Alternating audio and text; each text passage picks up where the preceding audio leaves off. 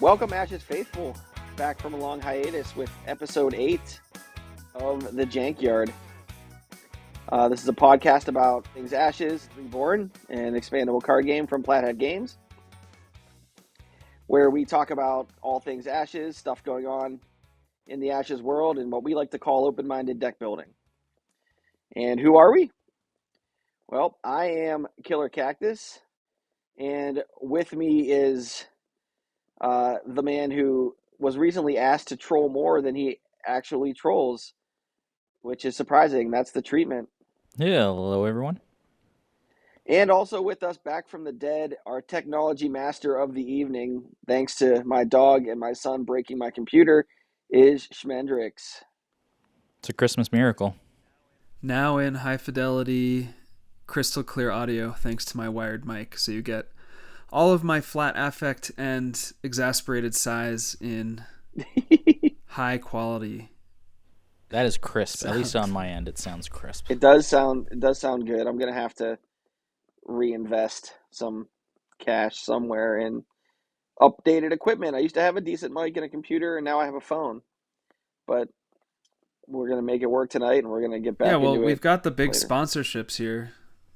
Yeah, we So should use some of that sponsorship money. All right. We're sponsored, bringing you Casey in the Car audio. He's sponsoring us. He's spending his own sponsorship dollars on his own equipment. Yeah. I should get Casey in the Car to sponsor us. Could buy whatever we want if we did that. I'll ask him when I leave. I have to go in the car to ask. So what are we getting to? It's been a hiatus. As far as my notes say, it was, well, excluding Jankfest, it was like early December 12th that we did our last episode. So there's a lot. There is. I mean, we talked a lot about deck building. We almost lost our standing as the only ongoing podcast. We almost lost it, but I think we saved it. I don't count those guys over there. They're not podcasting. They're streaming. That's different. That's true. And they just don't have the same, I don't know, je ne sais quoi. Pizzazz. The pizzazz. There you go. All right, guys. So yeah, what's going on in the Ashes community treatment? What do you want to talk about? There's a lot. There's a lot to recap. I guess we'll go from the farthest back, which I think when we left off, we had the Secret Santa tournament in the progress of sign-ups. And so it has since ended, and it was awesome. I had so much fun building a deck and getting a really like head scratcher of a deck initially, and then it was a Jessup deck, and it had Nightshade Swallow and Guilt Link, and Swallow was the only book, and it worked. Like I won my games. It was. Did Clue build it? No, I think it was Ninja Dance Mat. Okay. If I recall correctly. There was only it was three chance of revenge, Guilt Link, Swallow, and I don't remember what else. And so it was burn, basically. The only problem I had with it is that there wasn't a single ritualist.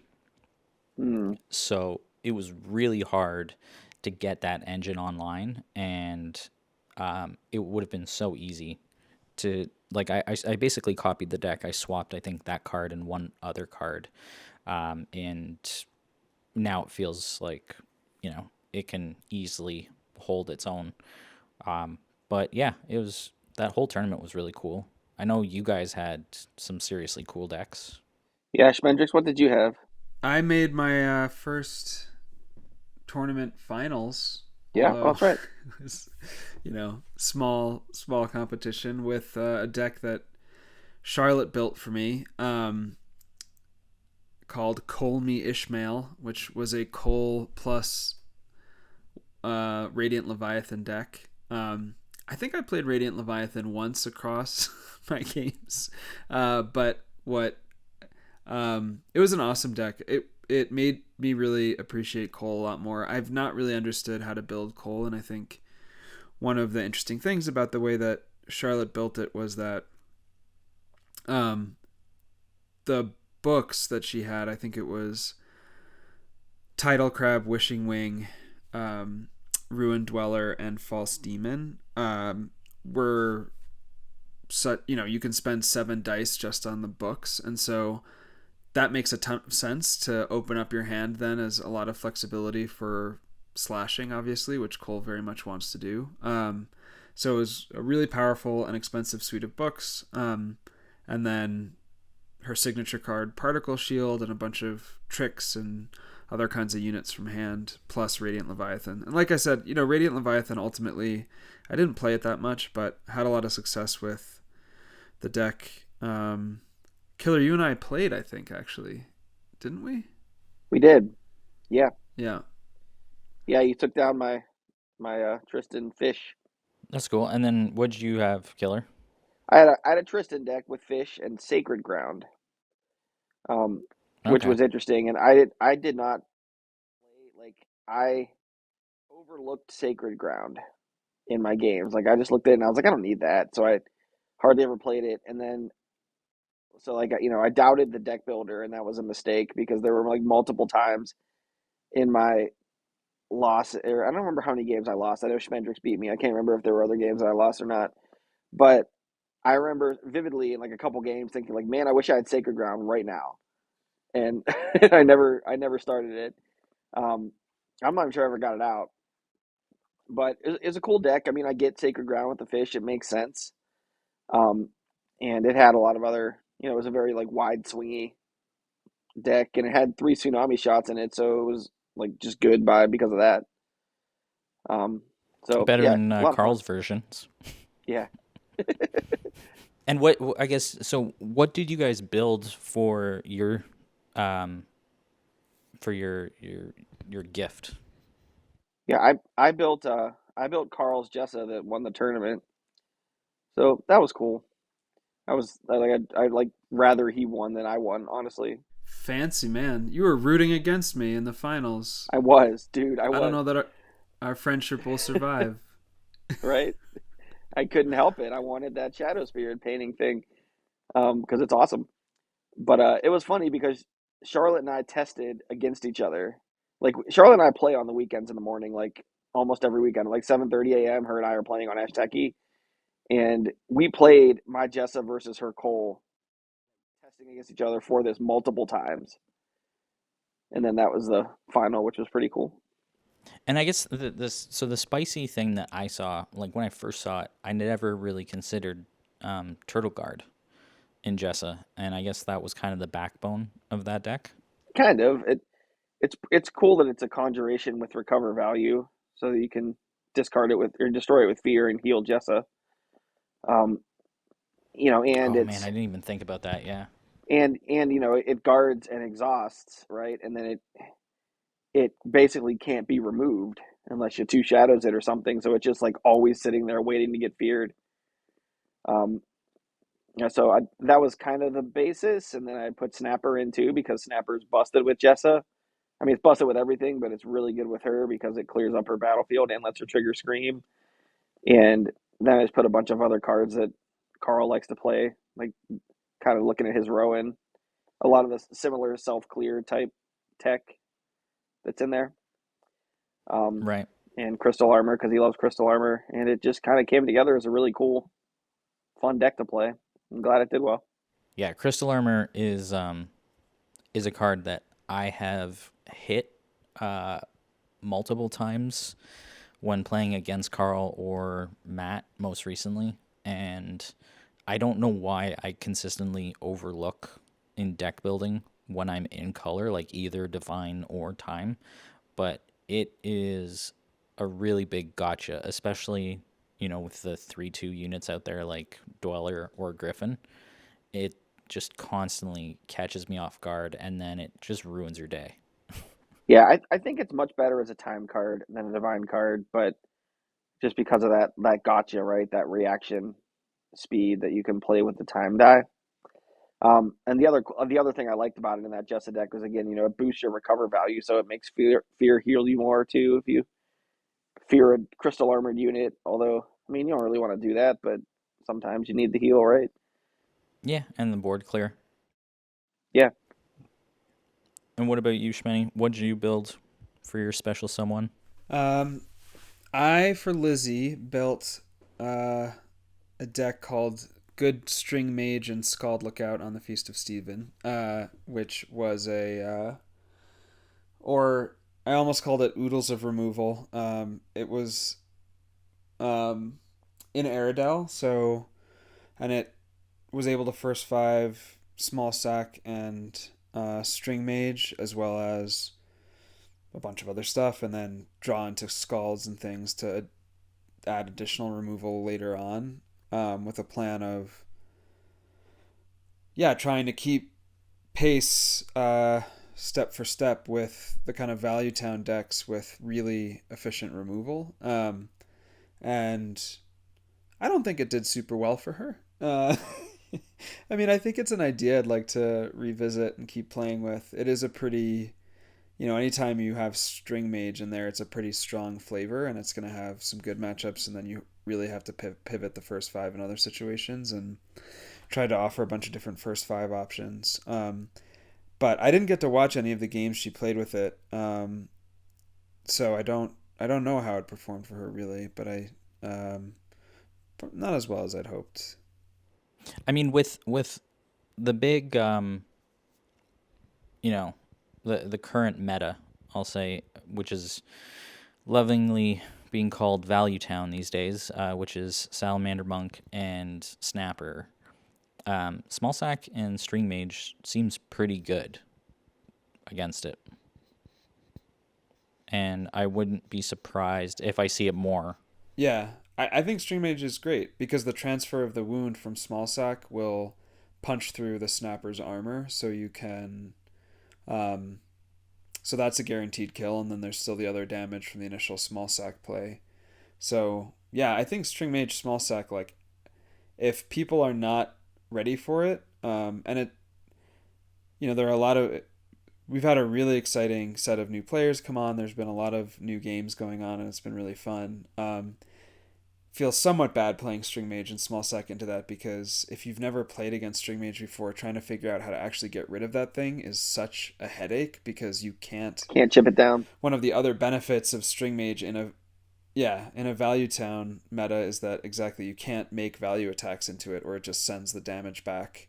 So you really have to kill it in one shot, or you have to get it exhausted. So I played Redentor the other day with a different String Mage Small Sack deck, and he eventually killed it, but he had to... This was actually in a Leo. He had to tidal shift it to exhaust it, and then he had to fight through... I think 2 Glowfinches in the round, plus a Crypt Guardian to eventually, work it down. Wow. And, at that point, I'm pretty far ahead if you have to expend that many resources on, a 1/3. But you kind of have to. It just kills you if you don't, a lot of times. It's really good. Yeah. Yeah, it's something that I want to explore more. And Leo does seem like a good place for it, especially maybe a variation on that Strange Copy deck I have. Sally's and Strange Copy into Finches to protect a String Mage. Gotta get that jank out. that's cool. I like that Yeah. idea. Yeah. In color. Yep. Thanks to parallel cost. Woohoo. Yeah, we're not diving into that discussion today. Oh, come on. Parallel cost. Sympathy's the best color. Let's go. Yeah. Sympathy is the best color. I've thought that for a long time. Yeah, it probably is. I was just trying to get people to talk on the Discord. I mean, we'll see where it lands. It's the best color because of its splashability everywhere, and because of its necessity for so many knights and so many removal tools. Even when it's even not as a parallel cost, it's just a double, like the secondary class cost on a lot of cards. Yeah. So in that way, I do think it's the best, and I do like the color. I find a lot of my decks, even before Tristan, even before Hope had it somewhere. I built my deck. I guess I kind of cheated a little bit, but my Secret Santa was Jessel Melser. I'm Yeah. not really sure. Jess Melser. Uh, and they wanted, or at least they said that I think it was Piercing Light was one of the cards that they enjoyed. So I had an idea that was more or less done in Hope, and it was Royal Charm, Piercing Light, Cloudburst Griffin, Lightbringer, Sally, and Seafoam Snapper. With the idea that you start the 4 books and probably Royal Charm and draw into the Piercing Lights. And I think it's just again, that has Value Town in it, so it's naturally going to be good. It also has the ability to play the duplicate Lightbringer shenanigans. But unfortunately, I didn't actually see any game reports. I don't know how they did. I don't know how they liked it. But it's something that hopefully I'll give it a try at some point amid just building more decks. But yeah, I mean the tournament was super cool, and I hope it comes back for other occasions, whether Yeah. that's Agreed. It was fun. Valentine's Day or otherwise. And just in general, I've really been enjoying just net decking more. Like, I don't feel like I'm in a super creative phase. I'm really eager for the new cards to drop. I'm really excited to start building with some of the new ceremonial cards. And while we wait, I haven't been feeling super inspired, but it's been really fun to play the deck that Charlotte made. I sent Brian B a Leo deck that I've been working on, and he made some suggestions on that, and I've been playing with that in the I will play with it in the Open Waves tournament, although I haven't played any of my games yet. I really need to get on that. And yeah, I think in general, Ashes tends to attract people who are really into deck building because it's such an open Yep. deck building experience. But I think we can all benefit from playing other people's decks a bit, learning lines that we're not familiar with. And I've really been enjoying it. I want to start doing it more. I've built so many decks over the last 2 weeks. Like I was sitting at soccer practice today watching my youngest play, and I don't feel well right now. I don't know if you can hear it in my voice, but I don't feel well. And I was like, all right, I have 90 minutes. I'll just like build some Ashes decks. And I opened up Ashes.live and I was like, I don't want to do this. Like, and it was the first time I've ever not wanted to build a deck, but I built literally I built like 12 decks in the last like 3 days. So I don't know. I was like burnout. I need to play somebody else's stuff for a little bit. You were also building for a purpose. You built those deluxe plus Yeah. master set decks recently. So that's kind of like a targeted purpose for helping out new players. So for any new players listening, look out for those decks posted on Ashes Live by Killer Cactus. The goal Future being deck that builder of with the year. just the deluxe, the deluxe 3 expansions, and the master set, what can you build? Now, did you build those with restrictions like in the same way that Adventuring Party is, where you can't include the same card across No, like certain copies? No. yeah, no, I didn't. There's a couple that are exclusive, and I think Dijon was kind of comparing them against each other today to see what overlap there is in other ones, just to just to see, because a lot of them don't have very much, and you probably could make a couple quick swaps if you wanted to play two of them in real life out of one collection. But my aim was more like build a as good a deck as I could with the cards that I had in the master set and those 3 deluxe boxes. And we get these new players to think about trying them out on Ashteki, right? Like I mean, they're not going to win a Phoenix League game, but I think they'd be pretty good in like First Five Fridays or like Team Covenant League. And it lets you build a deck with cards you actually have if you only got those expansions. You can play it in the Team Covenant League on the webcam because you actually have the cards. You can come on Ashteki and try it out, and against it. I think it'll sit pretty well against like most of the Adventuring Party lists too. Um, I Right. think they compete pretty well with those. So I don't know. I just wanted to kind of get people thinking about I wasn't so concerned about, let's build decks out of one collection. I was concerned about let's get new players thinking about why we're including certain cards in this Phoenixborn's deck and how they synergize well. So that once they get more cards and more expansions, they kind of have that baseline and can figure out for themselves how to, what kind of things to add when they get new stuff. So a few points on that. One is that just so they don't sort of get lost and buried in the ever expanding Ashes Live published lists. Yeah, You should post that on the wiki. I should. So here's the little tangent and opportunity to talk about the wiki.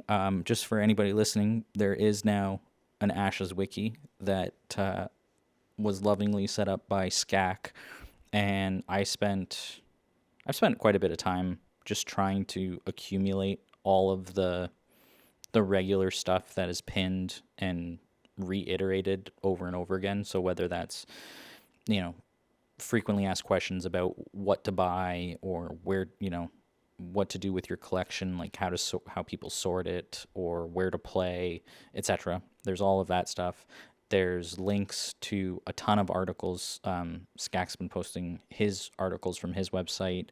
I've linked to some stuff like the Adventuring Party series and the Building Basics, the Reconstructed series. I've done a lot of stuff in deck building, and then just a lot of other things like everything from etiquette. I think Flora, she posted all the alternate arts. So it's sort of a growing knowledge base. And if you add to that as well for like a limited set of decks, I think that would be really cool, just so that they don't, like I said, get lost. And Yeah, I'll try and remember to do that. And I also built one, but I think you built yours with the expectation of chains, right? I did. Yeah, I built one just to see what you could do with it. It was like every chain card in the first 5. Yeah, I mean, so it's got the possibility of playing Sleeping Widows, and it's in Jericho, Three-Eyed Owl, and Blink. And the idea was that you start Three-Eyed Owl, Blink, Golden Veil, Blood Archer, River Scald, and you can prepare Sally. And if you don't need the Golden Veil, then you can use Blood Archer with the River Scald to deal 3 damage and then recur it to play it. Or, you could just, prepare something else like an Iron Worker to throw with the Scald.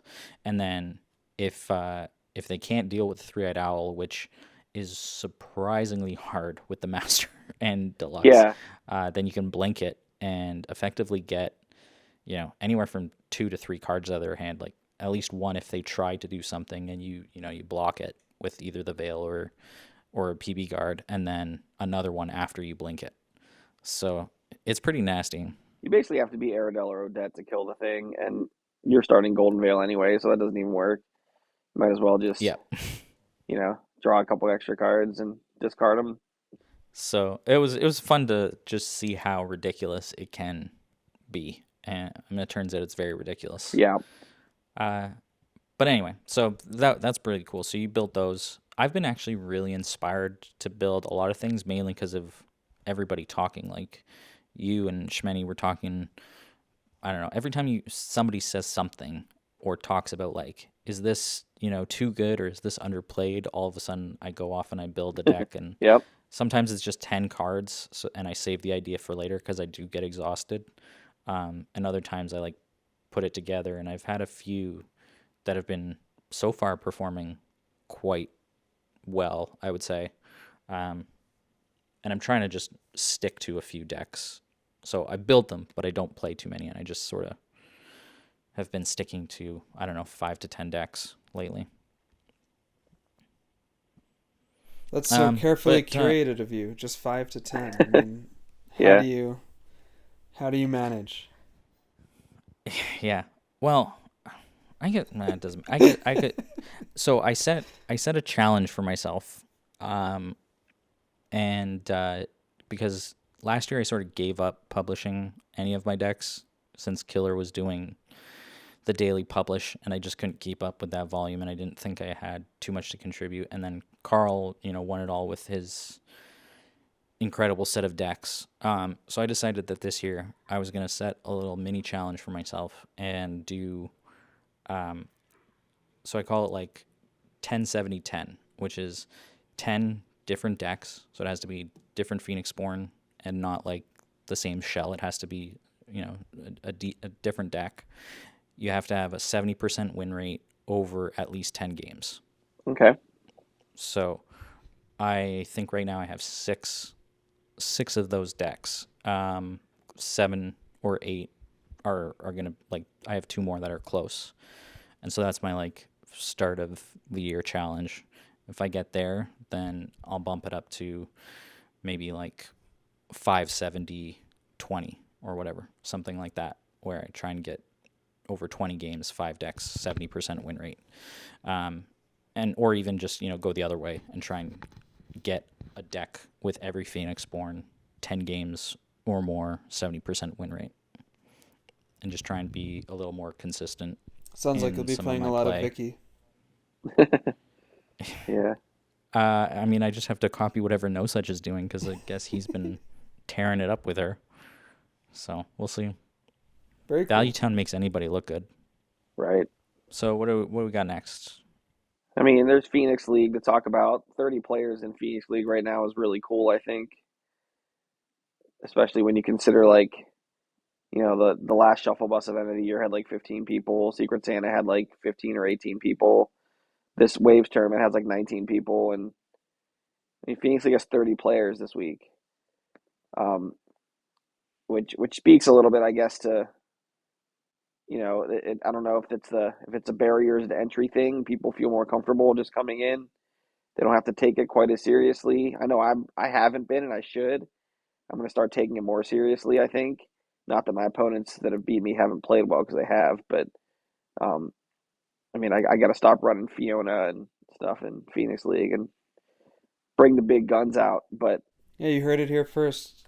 Qualify for the Invitational at the year end by playing Killer Cactus in Phoenix League. That's how you do it. Brennan burn every week from now on. Get your 10 for wins me. against Killer. Yeah. But I think it's been very, very cool. It seems like it's doing really well, and I hope it continues to grow. Yeah, I think it's great. But Shmeny, do you haven't have you been playing in it?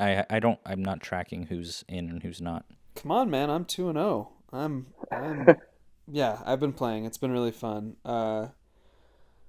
Played Red King week 1 and managed to survive one of his Noah like tempo decks. Those decks are Counter time. so scary. The way Counter that they time, can, yeah. Uh-huh. yeah, the way that they can generate massive threats basically out of nothing. Yep.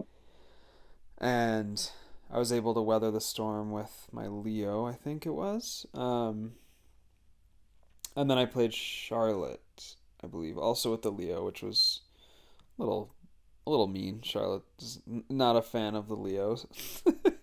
But both games were super close, very fun, and yeah, I think it's a really inspired idea from Impossible German and Chaos Theory as a way of giving people a regular chance to play. And I think, was it you, Treatment, who talked about the kind of pyramid of how you're thinking about building and honing decks through the FFL, Phoenix League, and into the open tournaments?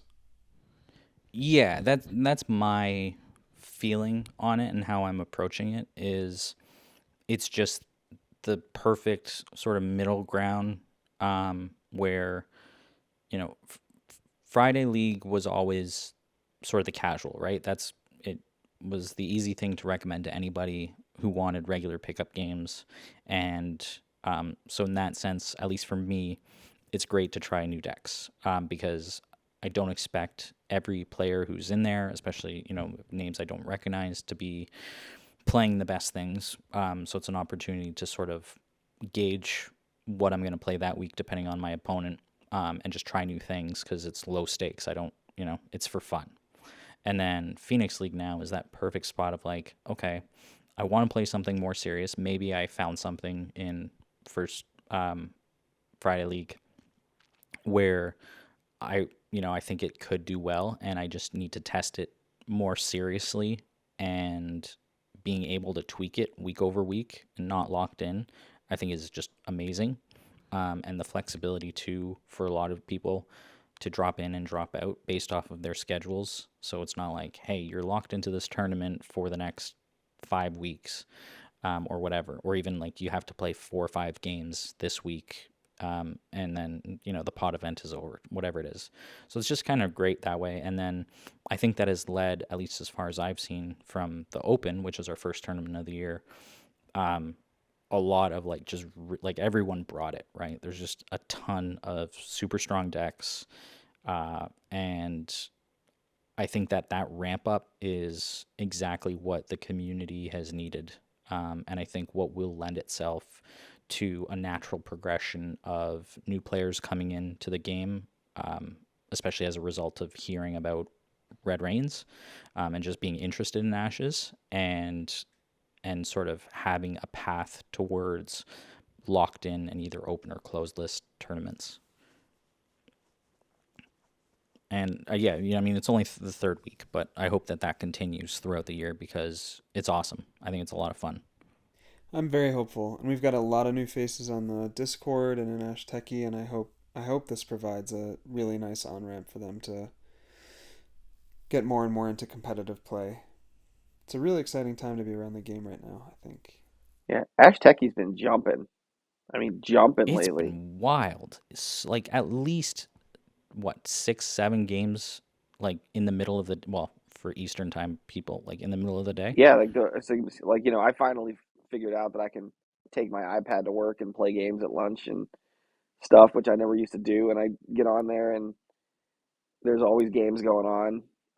And then at night too, like I bet if we're going on right now, there's a bunch of games going. There probably are.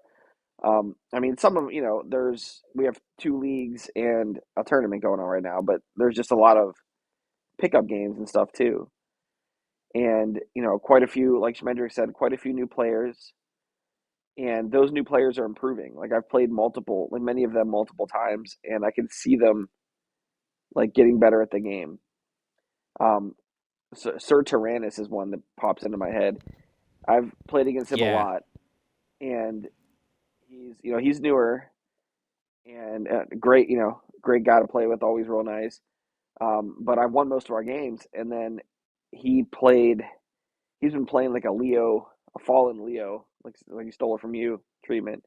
Um, but it's a mill deck, right? And he basically is just using fallen as a wall. He's trying to get a bunch of counters on it, and then just making a wall of zombies and butterfly monks that you can't get through until you get milled out. And I lost the game. I don't remember what I was playing. It was probably one of my 3 Sembali versions. I think it was the light Sembali before I put um, some bypass into it, and that's why I put bypass into it because I couldn't get over all the stupid zombies.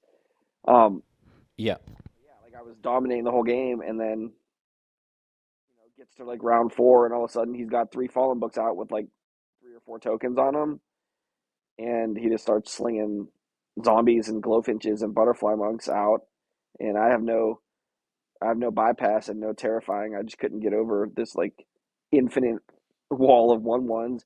All my nature's wraths are in the bin, and he wins the game, um, which was cool. And there's been a couple people like that, right? I think Triple G has been playing a lot. I forget what the rest of his Dash Techie name. I think on GG Gisley, yeah, something like that. he Yeah, was playing a Jessa that got me for a game at least once. And I've seen him throw a couple other decks up there. Thomas has been around quite a bit, and he's working on a yeah. bunch of Thomas different is things. Clue's friend, I think, and he really jumped into the community. Yeah, and those are just to name a few. There's a bunch more that are out, and it's really cool to see all these games. TZO, Yeah, TZO. I played against him today. he's strong too. He's coming from the Magic the Gathering background, but he's got some really strong decks. Like our was it our Phoenix game, or maybe it was the Waves Open. Like he's also really strong. Just generally, like there's a lot of new strong players. Yeah, He helped me test out my Deluxe Master Series Noah deck today, and I was you were talking, Spendrix, you were talking about how Noah can just attack out of nowhere, and I ended that game with I played Accelerate, put down the Mass Wolf book to focus it. I fixed 2 wolf dice with Accelerate. I summoned 2 wolves, then I summoned a Time Hopper to boost up a Standard Bearer, and then I swung for 16. It was one of the coolest plays I've ever seen. It was, I'd like a Standard Bearer and maybe I think I had a Knight on the board too, something, but it was like I don't know where it was like 16 damage. It's just so cool that Noah can do stuff like that, but I wish it was more consistent. Yeah, yeah. Well, I mean, we're seeing more Noah, which is neat. Yeah, Um, there's been just a real big uptick, which is super exciting, and I hope that whether it's the ramp up, between like just the multiple different opportunities that can sort of, there's a bucket for everyone, for every different type of player, regardless of their skill level or their interest in progressing, from casual to competitive. I hope that they stick around, because there's usually like, I think I've seen like at least 20 plus new people coming in saying, "Hey, I had 1.0 and I heard, Red Rains is coming," or "Hey, I heard about this game again. I'm coming back in." And it's, if we can keep that momentum, that would be awesome just for the community in general and for the game. So we'll see where it goes in a few months from now. Well, with all those new players, we thought we might talk about some of the top decks in the meta and how to approach them. Do we want to shift there? I think we should. Yeah, I think we should. So I have JK's Brennen, that is listed under the Gauntlet account. I don't remember who created it, but it's the list that he modified to include Meteor, which I believe was the deck he played at Worlds, Yep, the Shuffle Bus Invitational. yep. Um, and so it was basically like one step after his last summer's iteration when he put Lightbringer and Law of Fear into it. So I'll just quickly go over the list, for anyone who is listening only instead of looking. We've got 4 ceremonial, 2 nature, 2 divine, and 2 sympathy as the dice spread. For ready spells, we have 3 Law of Fear, 1 Lightbringer, 1 Salamander Monk. Allies, 3 Fire Archer, 3 Raptor Herder, a Hunt Master, and a Rising Horde. Action spells, we've got 1 each of Choke, Fester, Meteor, Nature's Wrath, and Rapture, and 3 Molten Gold. And then reactions, we have 3 Final Cry, 3 Sleeping Widows, and 3 Sympathy Pain. Yeah, it's when I look at that list, I basically see like a bunch of first 5 options and then every burn spell in the game, right? Like Yeah. that's kind of what the list is. Um, and it's interesting because I think we talked about how Noah has seen an uptick, and I think the uptick in Noah, what's responsible for that is it's a response to Value Town and a response to Hope Creepers. I think specifically because Noah can shut down Salamander Monk and or Snapper and or Indiglo Creeper with his ability, um, and then play the Value Town stuff himself, right, and outvalue that was, I built a Noah that I've played in some competitive matches lately, and that was my theory behind it, right? It's a response to that. But the thing is, like, nobody is building decks to respond to this Brennen, I feel like. And this is the deck that wins everything.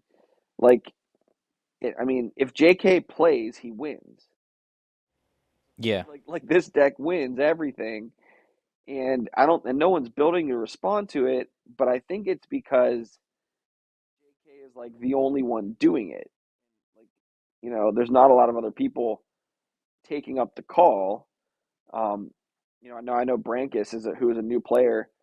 He plays Pokemon very competitively. He and I have talked about it in Discord, and wanted a competitive list. I suggested that one for him because I think it's the best list in the game right now, at least the best build that I know of. It's certainly the best performing statistically. Yeah, I mean, until I see something beat it, I'm going to keep saying it's the best thing. But like, people aren't building with that in mind, um, and it comes back to that weird, like, I don't know if it's a gentleman's agreement or whatever we have amongst like the Ashes community, or just no one knows how to do it, so we just hope we don't run into it. Like when I did at Worlds, I played Aerodel. I knew if I ran into Brennen, I was dead, and but I wanted to play Aerodel. I didn't know how to stop it, so I just lost. Um, so I don't know. I think like, that's something interesting that we can talk about here on this show, because either the community really wants it and doesn't have it. Right. So let's do it. Let's break it down. So first, I'm going to cover, and I think this is the summary actually written by JK himself, because I think it explains the thought process between some of the changes from his list last year, which is important in terms of what he was thinking at the time, and also we can then, based off of what he's written, sort of talk about how we think it could be countered. And as far as I know, there's only been one counter, which is Matt Bowers playing his list also in Shovel Bus Invitational. Yeah, he had a spin down Cole. Yeah, the spin down Cole. So we can talk about that. I'm just going to read the summary because it's quite interesting. So it says a few changes were made to refresh the list for AshCon. This was last year. Rising Horde was added as a first 5 substitute after the Widows were chained. And then the additional Divine Die allows for Meteor to be played in round 1, which helps in the Hope Creeper matchup. So that's his first point. And then the second part is he said that for AshCon, he started Lightbringer and Meteor in every match. And even though it's not possible to actually play both of those in round 1, it does provide for strategic flexibility to pivot upon whatever your opponent decides to play. And the 3 Law of Fear provides more durability to survive later into round 3. And then you still have, of course, the 3 Widows, which are a great late round option, especially after you first 5 Meteor, because you clear the board and then you can trigger it on the second set of damage, right? So that's sort of his write-up. I paraphrased a couple parts, but that's basically the thought process. And we definitely saw that in Worlds where I think it was against Brian or whoever it was, he meteored the board round 1 after slow playing Rising Horde, and then meteored the board and played Huntmaster, and then just did Brennen things, and, basically won. I think it was round 2, if not top round 3. Yeah, he did it to me too in the tournament. Same exact thing. It's very potent. And so my thoughts on it. Go ahead, Spendrix. No, please go. No, I don't want to hear you sigh. You need to go. Yay. But the sighs sound so good now with the new microphone. High def. Yeah, side def. What I was going to say is I think to answer the question as to why we don't see people countering it, I think part of what I would say is it is extremely difficult to counter, and especially when JK plays it, because he's such an incredible player that he can anticipate what your likely counters are going to be, especially in an open decklist tournament, which AshCon and the Invitational were not. At least, by the later rounds, I think all the deck lists were published because people were getting a sense of other people's decks. But at least in Swiss, that was all closed. And the only thing we've seen, as you said, was Matt Bowers' Cole Spin Down, which uses Dreamlock to try and keep him off of both Meteor in round 1 and then reactions afterwards. And I would love to know if we think there are any other ways of really countering it, and that also have any kind of flexibility into other meta decks, because that is a bit of the trick here is that, Value Town and this kind of are two ends of a spectrum, and what you can do to counter both, I think is a pretty big question. I don't know, Killer, if you were going to offer an answer. I do think I have an idea, but what I was going to say, kind of a lead up to that, about his deck. Like when I look at it, what I see, and I'm not JK, so I don't know his thought process when he built it, but when I look at it, I mean, he has every unit basically in the game that gives you multiple bodies for one card, right? Like that's what he's doing. He's playing Rising Horde, Raptor Herder, Huntmaster, Salamander Monk. He's throwing all these, like he only needs one card in his deck to put multiple bodies on the board that can either provide him attackers or blockers. Yeah, and widows. That's the other Spirit Burn, reaction. right? And yeah, right. And yeah, widows is the other thing. I mean, one card for two bodies. He's found the way to get enough bodies onto the battlefield, but still fill the rest of his deck with not only literally every burn card. I mean, like that's not ensnare, so that no matter what he draws in round two, like 4 of the 5 cards are going to be burn cards. And on top of that, he also has room to put in answers to stuff that he expects can mess with him. And that's why we see stuff like Choke and Meteor and Law of Fear. So, like that's when I look at it, that's what I see. I see this deck that wants to minimize the amount of cards, but maximize the amount of bodies that are being put on the board, and then after that, just stop interacting with the other player. Like get so far ahead in round one because you have so many bodies, and you can meteor the board, and you don't care because you have 2 more cards in your hand that put 4 bodies out. So who cares if I meteor the board in the middle of the round? If I kill most of their opening hand, I still have 4 bodies, and I'm going to get 2 automatic damage with Brennen right away. So most of his games come out with 7 or 8 damage on the opponent's Phoenixborn. They're half dead, and then the burn spells just do the rest, and he can just stop interacting after that. That's what I see. So when I think about how to beat that, my deck for the Winter Open was built to beat that. But also, so Spendrix, I tried to solve that problem that you posed, right? How do you beat Brennen, but still compete with the rest of the field? That's the conundrum, because, and Hope poses a similar question, and we could talk about her a different week, or them, I'm sorry, talk about them a different week. But I've had a lot of games where I can get ahead of Hope in round one, but after that, their value is just too strong and I can't catch back up. I think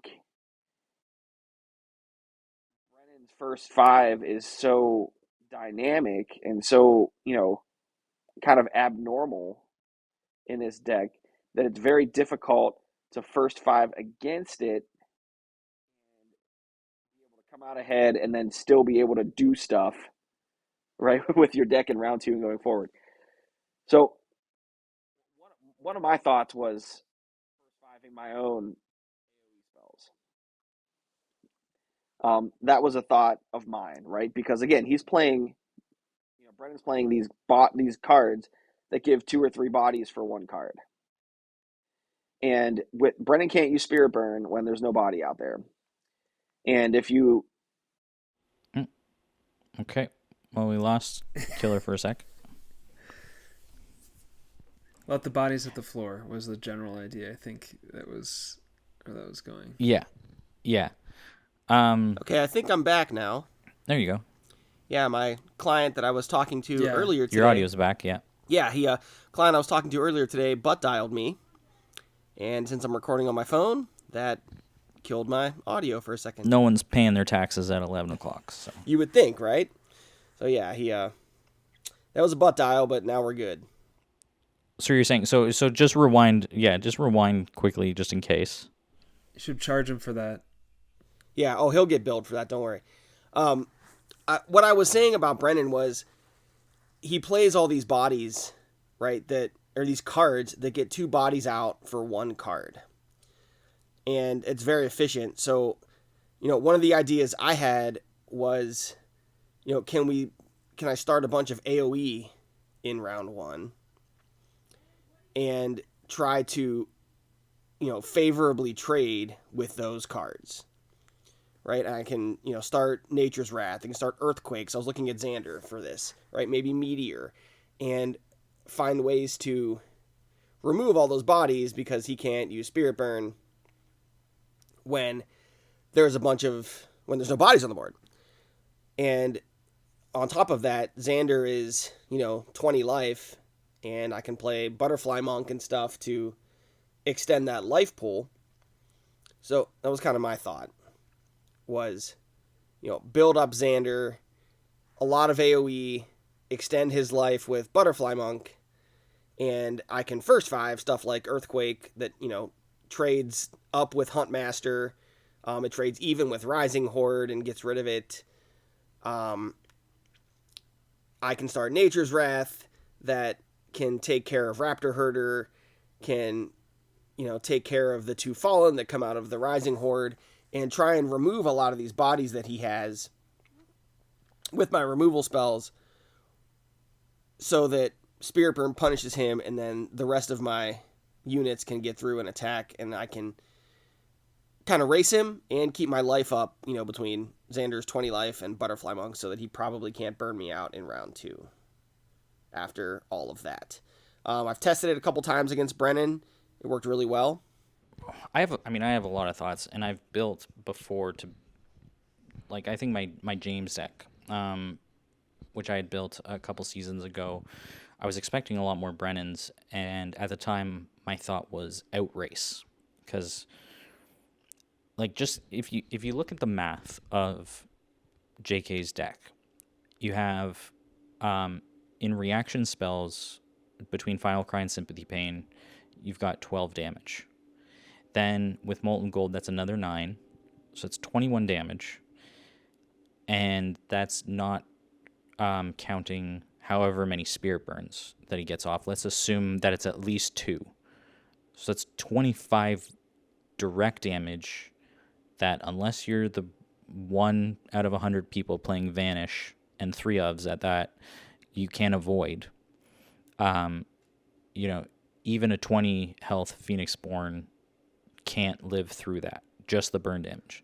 So, and even if they if Brennen meditates away 10 of that for half of the Phoenixborn that are 16, or 17 health, that means that he only needs to hit you, twice with a Salamander, or I forgot about the Fire Archers. That's 3 more direct damage, right?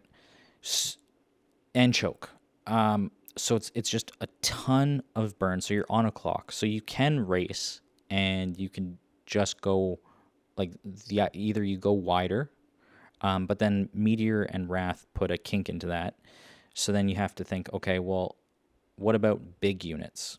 I think big units like Knights that are protected with Veil, and or Root Armor are potentially a solution, because this list now only runs 1 removal, which is Fester. And I think that, especially if it's an alert Knight, whether that's Beast Tamer with Root Armor, or Hammer Knight or Sonic, or even, Steadfast Guardian, just the ability to unit guard and take out the monks and the Raptor Herders, those could be a part of the solution, not necessarily the whole thing. But it also, at least with the Knights, gives you the ability to punch back for big value later, right? Especially something like Hammer Knight, where you can, if not force a guard, clean something up and then ping one of the cheap units after.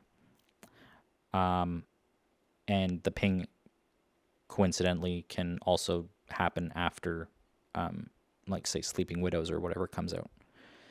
So that's one opportunity. Another one that I've tested in very limited fashion is what I think Matt Bowers suggested a long time ago, which is just that Meteor needs to be played more. And I've played it in a couple decks now where it's a first 5 option. In one of my Demona decks, it's great because you have the pivot of going to the mount if you don't need it.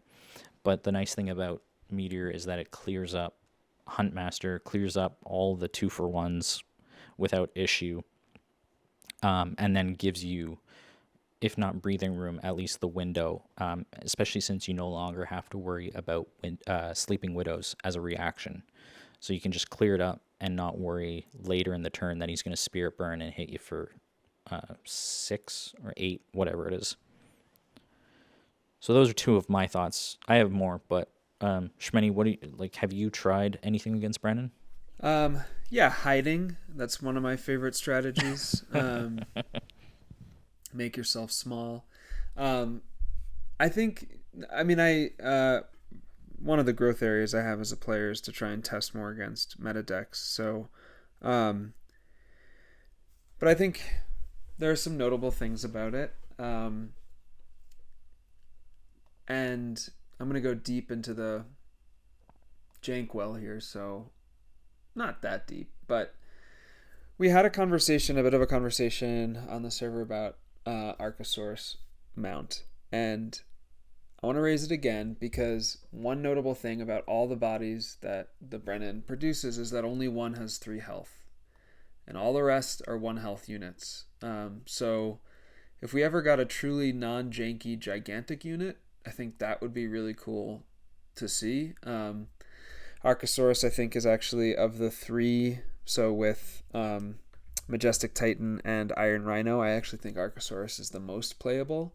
And one of the other things that's nice about it is it doesn't die to Meteor, and it is still hitting for 3 through Law of Fear. Now, it's got major challenges, like the fact that you have to somehow keep an ally alive. And I think if JK sees this in open list, or a Brennen player sees an Archosaurus in open list, even if you have, say, a Swift Messenger, they will probably be careful to have a nature ping up when they bring a unit in, so that and a side action free, so they can ping away the Swift Messenger if you're trying to get the Archosaurus mount. So it's very easily disrupted. In open list, it's very clearly telegraphed. But I just, that's one thing. I think there are ways of handling that, but I think that's one thing to think about. The other thing that I think is potentially important is something that Killer's been playing with,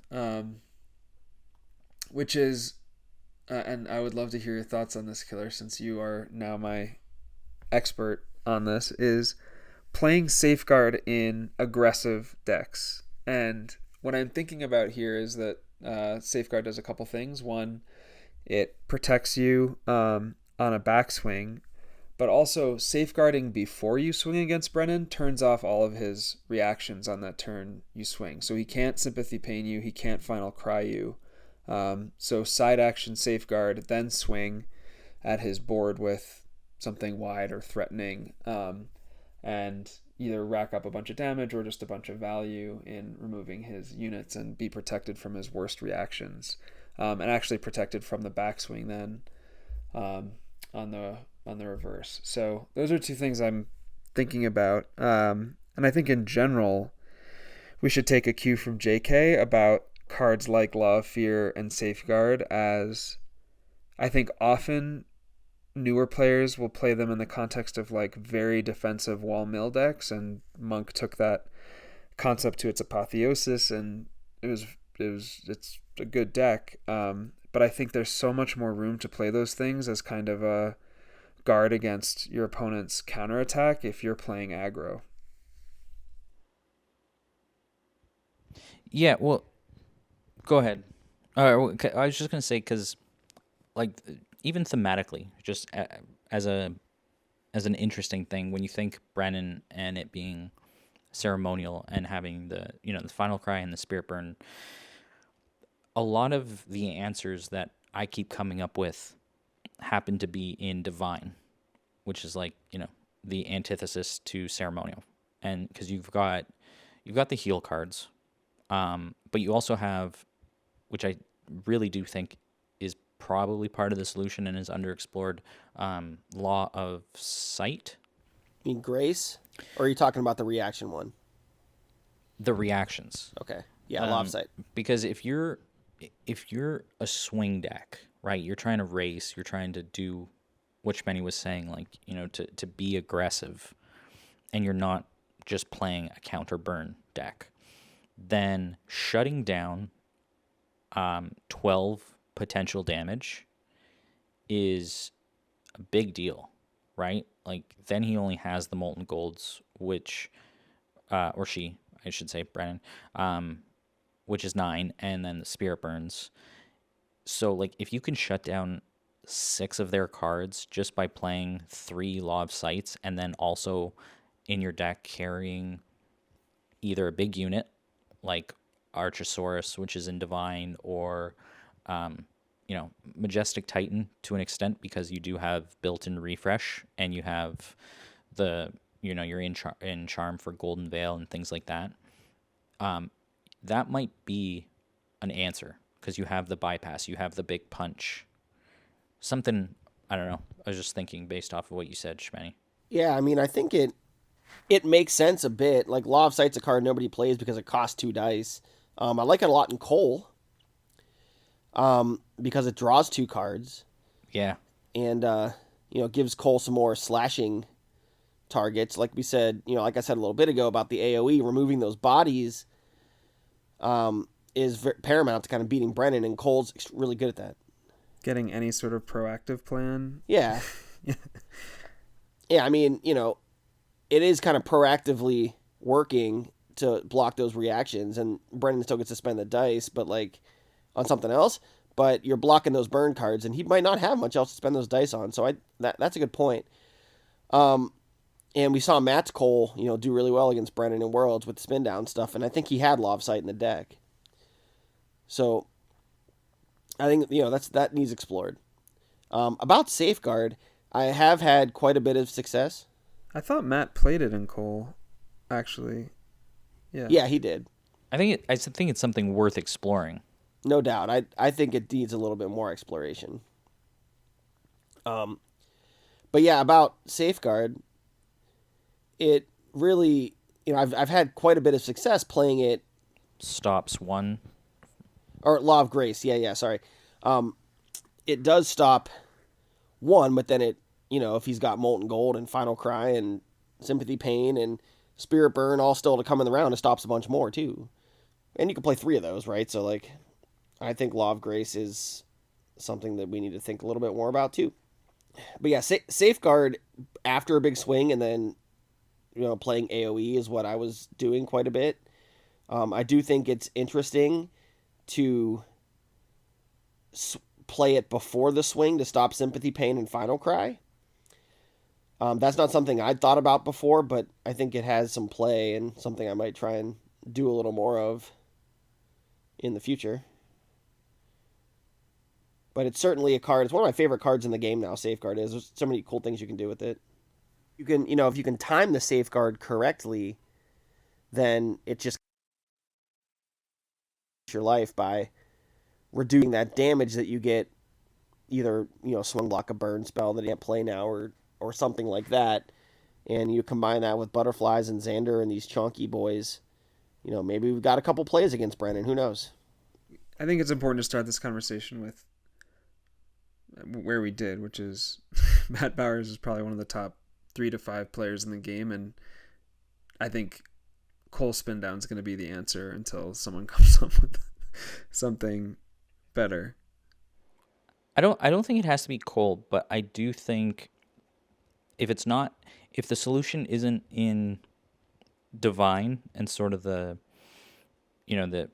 equal meteor backed up by laws of whatever type, to sort of play that same, like, don't let them have any units and then also protect yourself or heal, then illusion would be the natural other color, because you have, well, first of all, Matt exemplified the fact that by winning against JK's list, and I guess the only person I know of to do so, by playing Dreamlock, right?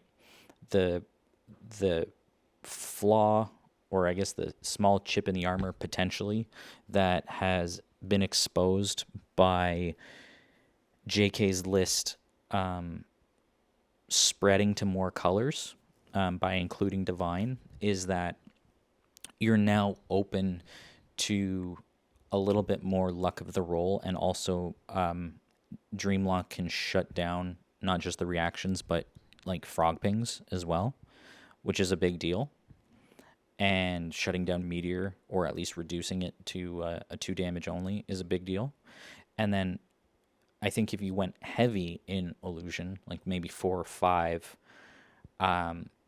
there's also 3 cards that I think are potential keys. One is Spectral Assassin, and I guess these are all underplayed cards. So Spectral Assassin I think is really interesting in the same way that the laws are, because it shuts down reactions. So it gives you that counterattack opportunity when they swing at you. You can pick up, say, an Anchor Knot, which you previously used to ping away a Fire Archer or a Sally Spirit, so that she can't get the Spirit Burn off, and counter swing, and they shut it down Sympathy Pain and Final Cry. The other card that is severely underplayed, at least I think in general now, is Vanish. Given recent conversation about how Sympathy as a color is just super powerful, and Sympathy Pain is just, one of the best cards, both as a removal or a burn tool. Having and Molten Gold still being always powerful, having a Vanish is probably pretty clutch if you at all require any defense, or if you have a low life pool. Again, this is another card played by Matt recently that just smacked me, is Shadow Guard. So again, on the idea of the big counter swing. Or even just, if you're not playing AoE, to be able to kill off a Hunt Master.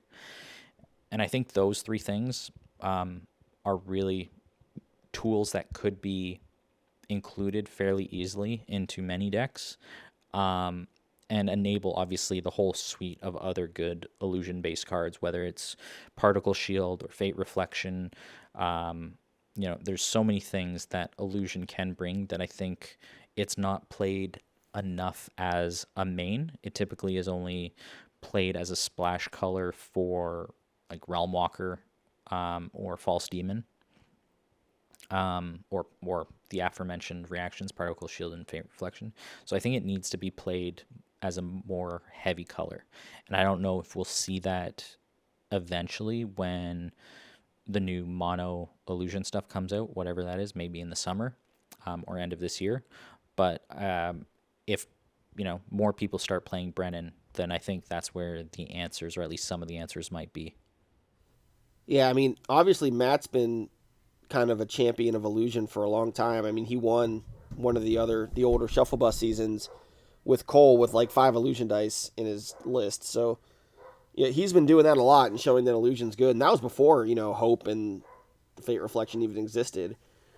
And Spectral Assassin specifically is a card I've been having a ton of fun with lately, using it to spam Raptor Herders and such in James. And it's a very slept-on card, and I think the reaction part, where it shuts off reactions, is something people constantly forget about. I always forget about it. Like, I just use it to pick the Raptor Herder up, and that's cool.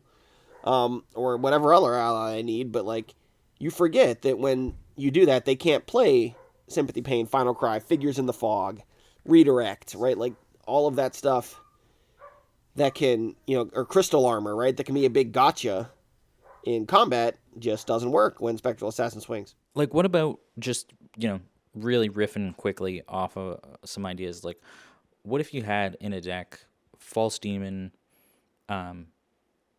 Sally, Battle Seer, some Spectral or Shadow Guards, and a Dreamlock Mage and some Anchornauts, right? You have a lot of source of ping to clear up anything that Brennen tries to swing at you. You have a lot of that counter rush ability. If you do use, say, Vanish or Particle Shields, you have a lot of defensive ability, and you're also shutting down their reactions.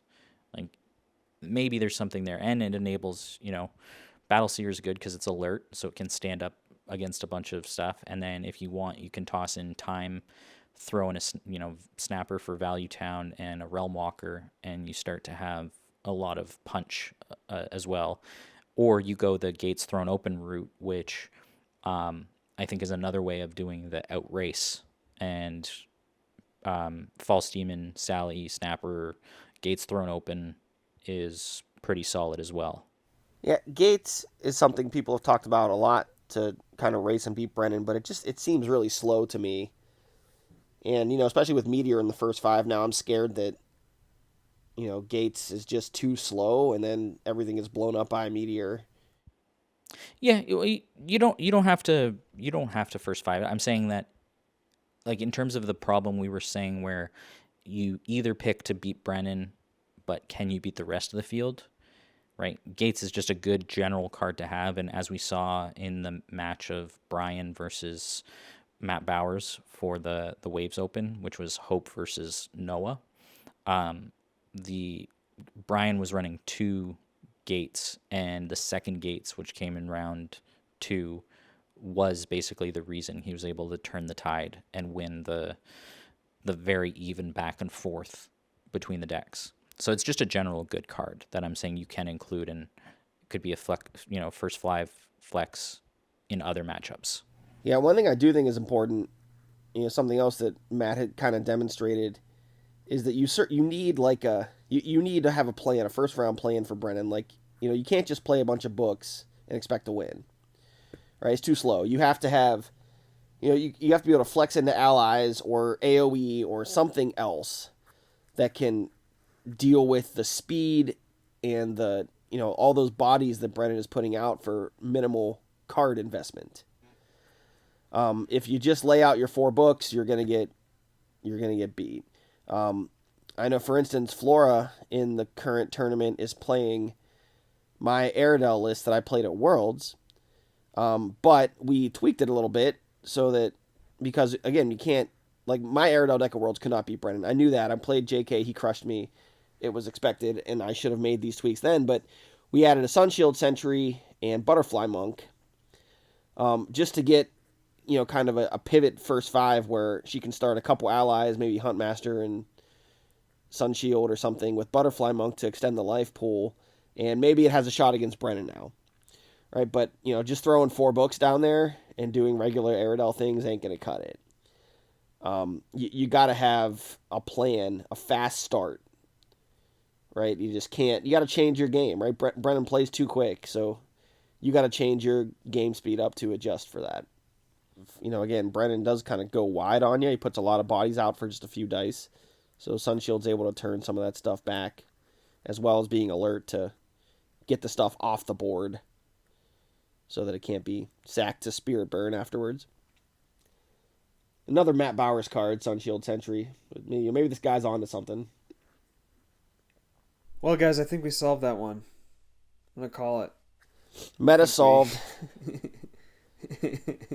Right. JK dethroned. All done. I think it's a really fun problem, and I'm actually, this conversation has reinvigorated my desire to, maybe I just need to be part of the solution, in this case run Brennen's JK to try and get more people to come up with good responses to it. Oh, I thought you were going to say something like be the change you want to see, but instead you're just joining the enemy. No, that is the change. I'm trying to inspire you. By inspiring. Well, by beating you with 15 dice. As we're talking, I put together 45 cards. in a deck that is just divine and illusion. It's like, this is something I'm going to work on. I mean, the Shuffle Bus guys did say it, right? Like, not enough people play him. Not enough people play Brennen to figure out an answer. The Brennen deck can beat you with 15 dice. I mean, that might actually be a little bit more. So, I think that's the painful reality of the situation. Is how do you get enough life or do enough damage in your own 15 dice to have any shot at winning? Or how do you extend the game past those 15 dice? Right? Like, that was my thought with Xander and Butterfly Monks. Like, how do you make it go longer than that in order to make your game plan work a little bit? And I don't know how, we need to figure this out because as a community, nobody will play Brennen, right? The Shuffle Bus guys kind of had a point. No, I mean, if no one's playing them, we're not going to be able to find an answer, right? Well, like we said, we already found answers, so maybe we're okay. Maybe that's the trick, is we just keep talking and we get him to pivot so far away from JK, yeah. the plan that we can then beat him. He'll just listen to this and change his mind. Yeah, no, we'll just talk him into... JK, completely unintimidated by every, from top 8ing, top 4ing, finaling, every tournament he enters, gets thrown off his game by 3 nuts coming up with jank responses to his deck. These guys are on to me. Skunk works. Or he's secretly saying, he's like, shit, these 3 guys are figuring it out, but no one's going to trust them. No one's going to listen. And he just keeps running away with the wins. Yep. I'm telling you, sometimes you got to be such a forward thinker that it takes time for people to catch up. There we go. We're thinking ahead. Great sponsor to have. Yeah, Casey in the car. I don't think built any Wiki decks. Oh, yeah. I mean, I've always had Wiki decks laying around, but did not build it specifically for the previous Jank Tank episode, no. I actually did build one, but we can let this go another week. We're running it back. Yeah, I think we had 1 or 2 submissions, and our thread died. I think we need a proper channel. Like, we're at 8 episodes now. I think we deserve a little respect of a full channel. It's like 16 hours of mediocre content. It's got to be worth something. What if Killer just started posting all his regular morning updates in our channel? Oh, that's gonna happen. I just have to figure out how to do it. You go. Yeah, as you guys have figured out today, I am extremely technologically challenged, but we'll get that done. Here's my thing. I'm just an idea guy. I have tons of thoughts, and I'm just gonna keep throwing stuff at the wall. And eventually, when the great players like Matt and Brian and Carl see those ideas, they'll refine them into gold or diamonds, I guess. Whatever the analogy is. And then you get to take all the credit. Exactly. Well, at least I'll take credit for it. You should. I probably have enough ideas that I'll see what they win with. I'll scroll through my 300 decks, find something that's basically the same, and then see, I created that over a year ago. Yep, all my idea. You're like the patent troll of Ash's deck building. You're just gonna like something like that. Between me and Killer, I bet we've literally created every deck. Every possible permutation of cards is in one of our lists on Ashes.live. It's there. Well, now that I lost Deck Builder of the Year, I'm just going to net deck everything and not build anymore and just play Brennen for every event now for the next, foreseeable future. That's so Brennen of you. So emo. It's tough. Like I said it before, I'm going to say it again. I think it really came down to what any individual person at a certain moment chose to prioritize in terms of the metric that they used to vote for Deck Builder of the Year, because I mean, in my book it was basically a 3-way tie. Carl deserves it as much as JK does, just for different reasons. And I mean, I am, I guess, vying for it a little bit more this year by aiming to play a little bit serious decks and like present some stats to back up my ideas instead of just having a ton of ideas. But I'm not going to let that discourage me from just throwing a ton of decks out eventually. I did say I want to have at least like a few wins with them, so I know that they're not completely jank. But I think that's the only way that, as a small community, we can't make up for the volume of games, so we have to make up in some part by like exploring the ideas theoretically, and there aren't as many vocal people as there might be in other gaming communities. Like even as big as we could get with a few of us talking all the time about different deck ideas, we're not going to reach, however many games of Netrunner or Magic the Gathering or Marvel Snap are played in a day. So you just got to theory craft, and then somebody's going to take it and run with it. Yeah, and obviously I'm just kidding. I mean, Carl deserves it, easily. He built so many awesome things last year. And I'm never going to stop building decks, although I was kind of burnt out on building today after building 9 decks or something in the last couple days with that Deluxe Master series. I sat down at soccer practice today to watch my son and was like, just build a deck, and then I just didn't want to. But I'll be back. I'll be back building pretty soon. I think, like, again, this goes back to the what we started the episode with, the ramp up of First Friday, First 5 League. I forget what it's called. It switched between FFF to FFL, but the Friday League through Phoenix League to competitive tournaments. I think we're going to see not only a larger volume of games being played, which will help contribute to the data, but just more people, like with the influx of new players, trying out different ideas. And there's going to be another JK, right? Like he came out of left field. He played a couple tournaments where he didn't win, and then all of a sudden he won everythym, right? Like, at least as far as when I'm going back through the deck list to document them all.